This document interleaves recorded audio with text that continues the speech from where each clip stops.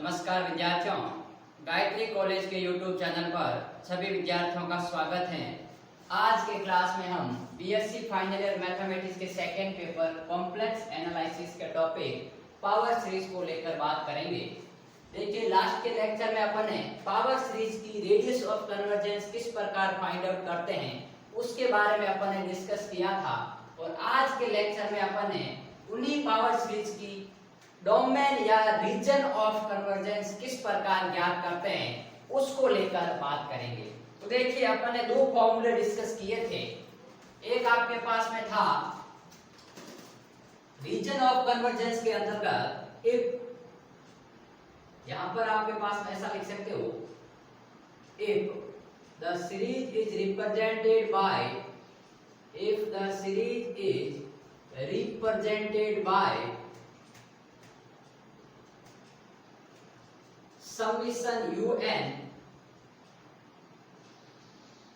then यदि आपके पास में जो गिवन सीरीज है उसको अपन समीशन un से रिप्रेजेंट करें, then by Cauchy root test, then by Cauchy root test of convergence, Cauchy root test of convergence, we have, अपने पास में क्या आएगा, देखिए कंडीशन की limit of n tends to infinity mod of un की power 1 upon n is less than 1। अब देखिए, यदि un है वो कभी आपके पास में धनात्मक पदों की श्रेणी भी आती है, लेकिन अपन मॉडुलस लगाएंगे तो उसमें धनात्मक की जरूरत नहीं है। तो Cauchy root test of convergence जो कि अपन ने बीएससी फर्स्ट ईयर में डिस्कस किया था और अपन रियल एनालिसिस के अंदर भी डिस्कस करेंगे।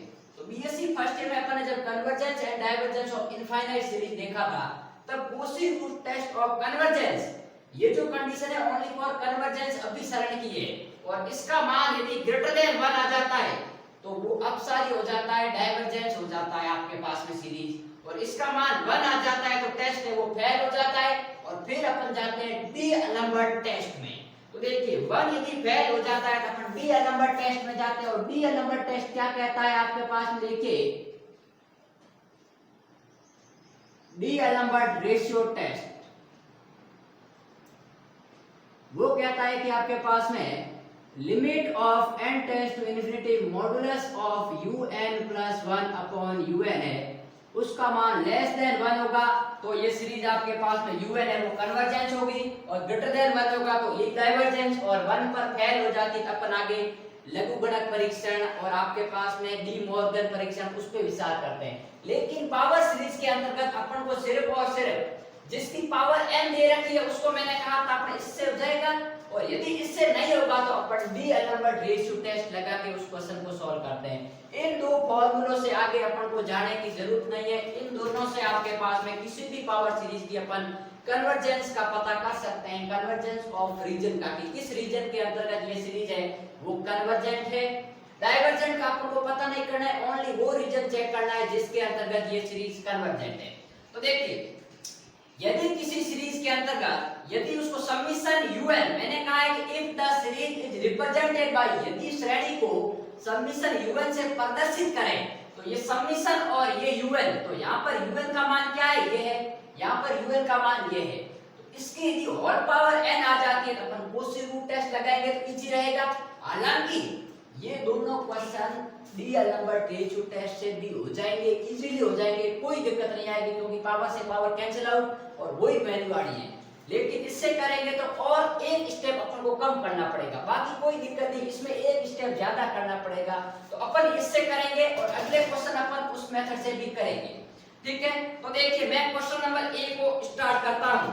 क्वेश्चन नंबर 1 आपके पास में हियर un का मान क्या होगा, देखिए समीशन un सीरीज है तो ये आपके पास में un का मान हो गया iota z minus 1 upon 2 plus iota की पावर n। ठीक बात, ये आपके पास में हो गया। अब मेरी बात सुनिए, अपन को फॉर्मूला लगाना है कन्वर्जेंस का, implies that limit of n tends to infinity, ठीक है, मॉड ऑफ un की power 1 upon n is less than 1। यहां लिख लेना आपके पास में Cauchy root test, of convergence. ठीक है, वैसे मैंने ऊपर लिख दिया है, यहाँ आप ए लगा के यहाँ पर भी आप लिख सकते हो। ठीक है, तो आपके पास में देखिए यदि ऐसा नहीं लिखो तो आपके पास में ए नंबर यहाँ लगा लो। तो मेरी बात सुनिए, आपके पास में क्या आएगा, limit of n tends to infinity mod of un। un क्या है आपके पास, देखिए iota z minus 1 upon 2 plus iota की पावर n की power 1 upon n is less than 1। n से n कैंसिल आउट, तो यहाँ पर अपने पास देखिए कंडीशन आ गई। देखिए यहाँ पर n से n कैंसिल आउट, अब n रहा ही नहीं तो लिमिट अप्लाई कर ही नहीं सकते, क्योंकि लिमिट n के ऊपर अप्लाई होगी। तो अपने पास में सीधा टर्म आ जाएगा iota z minus 1 upon 2 plus iota है, उसका मान आपके पास में 1 से छोटा होगा। अब मेरी बात सुनिए, अपन एक प्रॉपर्टी जानते हैं जो कि मैंने बता भी रखी है, लेकिन फिर भी बता देता हूँ कि आपके पास modulus of z1 upon z2 होता है, वो उन दोनों के अलग अलग मॉडुलस के विभाजन के बराबर होता है। ये अपन जानते हैं, और मल्टीप्लाई में भी होता है, एडिशन में भी होता है, और आपके पास में तो देखिए इसको मैं क्या ले सकता हूँ, iota of z minus 1 upon iota of 2 plus iota is less than 1। और इसको अपन चाहें तो ये देख सकता हूं मैं, देखिए iota z plus iota square is less than square root of 2 का स्क्वायर प्लस 1 का स्क्वायर। अब मैंने क्यों लिखा है, देखिए मुझे क्या करना है, एक ऐसा रीजन प्राप्त करना ताकि अपन सर्कल के हिसाब से उसको बता सके कि इसका रीजन ऑफ कन्वर्जेंस ये है। अब मेरी बात सुनिए, इसको मैं यहाँ थोड़ा खत्म कर देता हूं। यहाँ पर देखिए अपने के पास इक्वेशन आ गई, मैं सर्कल की आइडेंटिकल इक्वेशन बता देता हूँ। ये होती है mod of z minus a plus iota b is less then को सम कांस्टेंट c होता है। यदि ऐसा है तो ये जो सर्कल की इक्वेशन है वो इसी रेडियस के सर्कल के अंदर की तरफ इनसाइड कन्वर्जेंस है, और ग्रेटर देन आएगा तब आउटसाइड, वहां पर ये सी रेडियस को दर्शाएगा, और ए और बी इस सर्कल के सेंटर कहलाते हैं। लेकिन उस केस में z का कोएफिशिएंट 1 होना जरूरी है। तो यहाँ पर देखिए z का कोएफिशिएंट आयोटा है, तो मुझे यहाँ से आयोटा कॉमन लेना है। तो आयोटा में कॉमन लूंगा क्या होगा, माइनस 1 अपॉन आयोटा, और 1 अपॉन आयोटा की वैल्यू होती है माइनस आयोटा, तो ये आपके पास है माइनस माइनस प्लस आयोटा हो जाएगा। एक बात ये, और दूसरी बात मैं ऐसा भी कर सकता हूँ कि माइनस 1 है और माइनस 1 की जगह मैं आयोटा स्क्वायर लिख देता हूँ कि आयोटा स्क्वायर का मान माइनस 1 होता है, क्योंकि मुझे यहाँ से आयोटा कॉमन लेना है, इसलिए मैंने दोनों जगह आयोटा किया है। ठीक है, आप चाहो तो सीधा भी ले सकते हो, यहाँ माइनस 1 अपॉन आयोटा होगा और minus 1 upon iota plus iota के बराबर होगा, तो यहाँ प्लस आयोटा बच जाएगा क्योंकि एक आयोटा तो बाहर आ रहा है ना।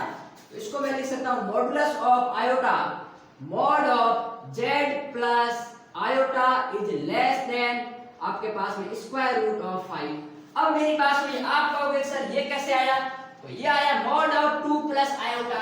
अब देखिए सिंस यहाँ पर बताता हूं mod of x plus iota y क्या होता है, square root of x square plus y square. तो देखिए mod of 2 plus iota y का मान 1 और x का मान 2, तो देखिए x स्क्वायर तो 2 का स्क्वायर, y स्क्वायर तो 1 का स्क्वायर। ठीक बात, तो ये आ गया। अब दूसरी बात मॉड ऑफ आयोटा क्या लिख सकता हूं, मॉडुलस ऑफ 0 प्लस आयोटा, तो यहाँ x का मान 0 है और y का मान 1, तो ये हो गया 0 का स्क्वायर प्लस 1 का स्क्वायर बराबर 1। तो मॉडुलस ऑफ आयोटा का मान हमेशा 1 होगा, तो ये हो गया 1। तो इसका मतलब ये हो गया आपके पास देखिए मॉड ऑफ z माइनस, देखिए आपके पास में 0 माइनस का iota is less than square root of 5। ठीक बात, तो ये इक्वेशन है वो इस सर्कल की इक्वेशन को रिप्रेजेंट करेगी, क्योंकि z माइनस समथिंग होता है। तो देखिए ये है आपके पास में इक्वेशन नंबर 1। तो आपके पास में equation of circle whose radius is square root of 5। मैंने कहा था ये रेडियस होती है, तो रेडियस ये, एंड सेंटर इज, अब देखिए centre is z minus a plus iota b होता है, जिसका सेंटर होता है a कॉमा b। अब देखिए z माइनस 0, तो 0 हो गया, और माइनस का आयोटा है तो ये भी माइनस का, तो ये हो गया 0 कॉमा माइनस 1। ठीक बात, तो इसका कहने का मतलब ये है कि ये जो क्वेश्चन है ये आपके पास में इस प्रकार का सर्कल है, उस सर्कल के अंतर्गत जो रेडियस है वो स्क्वायर रूट ऑफ 5 है और इसका सेंटर है 0,-1। अब देखिए लेस देन 5 है, मतलब मैं z की कोई भी वैल्यू यहाँ रखूंगा उसका मान √5 अर्थात स्क्वायर रूट ऑफ 5 से छोटा आएगा।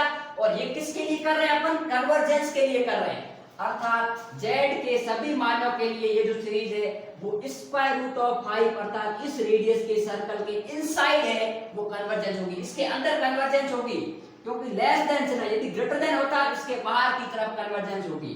तो ये जो आपके पास में रीजन दिख रहा है, इस रीजन के अंतर्गत ये जो आपके पास में पावर सीरीज है, इसमें z के इस रीजन के अंतर्गत z के प्रत्येक मान के लिए ये पावर सीरीज है वो कन्वर्जेंट होगी। तो अपन लिख सकते हैं, देखिए geometrically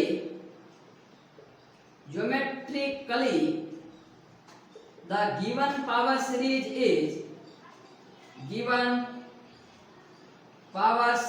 is convergence geometrically the given power series is convergence within the circle of, आपके पास में कन्वर्जेंस ऑफ, यहां ऐसे लिख सकते हो आपके पास में कन्वर्जेंस inside the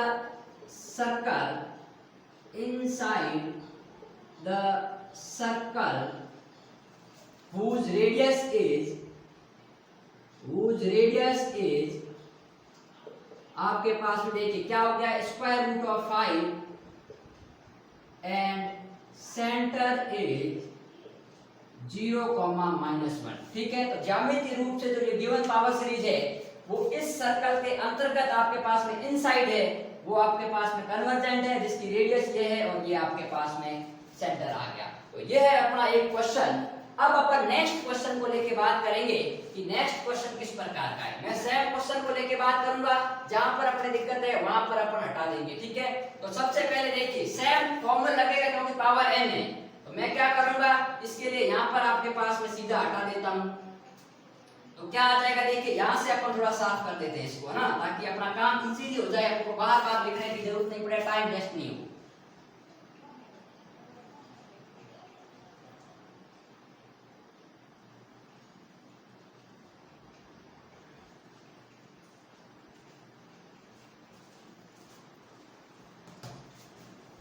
अब देखिए यहाँ पर un क्या है आपके पास में 2 iota upon z plus iota plus 1 की पावर n।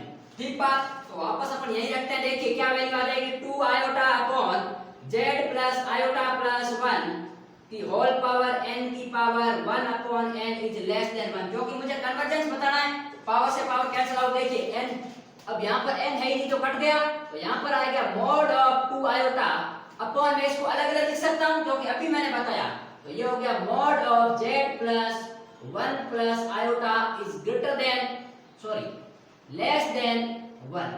ठीक बात, अब मेरी बात सुनिए, इसको अपन क्या लिख सकते हैं, modulus of 2 iota is less than square root of z plus 1 plus iota. अब मॉडुलस ऑफ 2 आयोटा का मान 2, क्योंकि मैं इसको देखिए ऐसा लिख सकता हूँ, modulus of 2 into modulus of iota is less then z minus, देखिए -1 माइनस आयोटा। ठीक बात, ताकि मेरे जो स्टैंडर्ड फॉर्म बढ़ जाए सर्कल की, जो मैंने अभी लिखी थी z minus a plus iota b is less then आपके पास में कोई भी कांस्टेंट रेडियस है। तो ये इस प्रकार की फॉर्म बन गई, क्योंकि माइनस को अंदर मल्टीप्लाई करेंगे 1 प्लस आयोटा हो जाएगा, इसका मान 1। तो मैं यहां लिख सकता हूं, देखिए कि आपके पास में modulus of z minus -1 minus iota है वो ग्रेटर देन होगा, क्योंकि ये सर्कल तो ये है, ये इसकी रेडियस होगी और ये होगी आपके पास में 2 के बराबर। ठीक है, तो अब देखिए साओ, तो इसको ऐसे भी देख सकते हो, देखिए क्योंकि मैं आपको वैसे भी बता सकता हूँ, मॉड ऑफ 2 आयोटा मतलब स्क्वायर रूट ऑफ 0 का स्क्वायर प्लस 2 का स्क्वायर बराबर 2। अब बात सुनिए, ये है आपके पास में स्टैंडर्ड सर्कल की इक्वेशन। ठीक है, अपन लिख सकते हैं equation of circle, equation of circle whose radius is, आपके पास देखिए whose radius is 2 and center is -1, -1। ठीक बात, क्योंकि इसमें a, b है, इसमें a और b का जगह -1 और -1 है। अब यदि ज्योमेट्रिकली बात करें तो देखिए z का मैं कोई भी वैल्यू रखूंगा, इसका मान हमेशा 2 से ज्यादा आएगा। और ये सर्कल की इक्वेशन है, अर्थात ये एक सर्कल है जिसकी रेडियस आपके पास में देखिए 2 है और इसका सेंटर -1, है। इसमें मैं z की साइड कोई भी वैल्यू रखूंगा, लेकिन जो ये कन्वर्जेंट का रीजन आएगा ये इस 2 रेडियस से बड़ा आएगा, अर्थात ये रीजन आएगा आपके पास में। ठीक है, तो ये कहां आ रहा है? Outside the circle of convergence आ रहा है। ठीक है, तो अपन लिख सकते हैं, देखिए geometrically the power series is, या given power series is convergence outside the circle of convergence whose radius is 2 and center is -1, तो ये थे आपके पास में region of convergence of power series के बारे में, जिसके बारे में अपने 2 क्वेश्चन किए। मैंने कहा कि लेस देन आ जाता तो इनसाइड सर्कल आएगा और ग्रेटर देन का आउटसाइड। ये सर्कल की स्टैंडर्ड इक्वेशन है, ध्यान रखना। आपके पास में लिख लेता हूं मैं, स्टैंडर्ड इक्वेशन ऑफ सर्कल। ठीक है, जहां पर सी आपके पास में रेडियस होगी और ए और बी उसके क्या होंगे? सेंटर। तो नेक्स्ट लेक्चर में अपन डी एल्बर्ट के ऊपर भी प्रॉब्लम को लेके बात करेंगे। तो आज के लेक्चर में अपन इन दोनों क्वेश्चन के बारे में डिस्कस करेंगे। नेक्स्ट लेक्चर में और क्वेश्चन को लेकर अपन बात करेंगे।